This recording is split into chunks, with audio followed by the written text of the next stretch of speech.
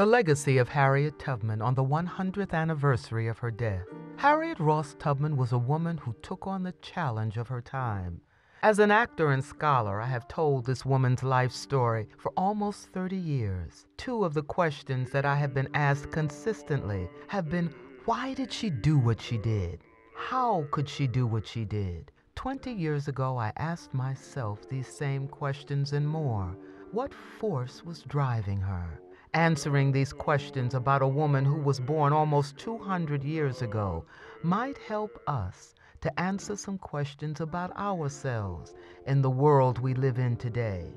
Harriet Tubman was born into slavery around the year 1820, denied all the basic rights that humanity grants us, born to a mother and father who loved her but could not protect her from the cruelties of slavery, denied the light and truth of education because of the darkness and lie of slavery, bound by laws that were created to break her spirit, contain her mind, and use her body, forbidden to participate in the life, liberty, and pursuit of happiness this country claimed was its foundation.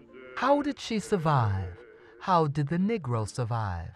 They had faith, faith in an all-powerful and loving God, faith that gave them the strength to look past what was and see what could be. Harriet Tubman endured slavery for almost 30 years. From the early age of 5, she was rented out to clean white people's homes and take care of their babies. As a teen, she suffered a blow to her head that caused her to suffer from narcolepsy and debilitating headaches. In 1844, she married John Tubman, a free Negro man and the love of her life, only to lose him to another woman. She became a fugitive in 1849. From 1850 until the Civil War, she traveled back and forth on the Underground Railroad, bringing her passengers from the South to the North and eventually on to Canada. She served in the Union Army as a spy, a scout, and a nurse.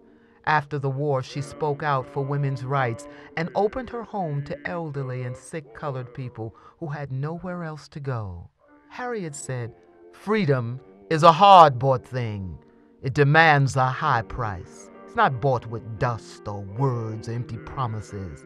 It's bought with oneself, the bones, the flesh, the spirit. And once you've got it, cherish it." Tubman's lasting legacy, why her life resonates even today, is that instead of accepting the powerlessness and tragedy of her circumstances, she recognized the power of her God and the power of one person to make a difference.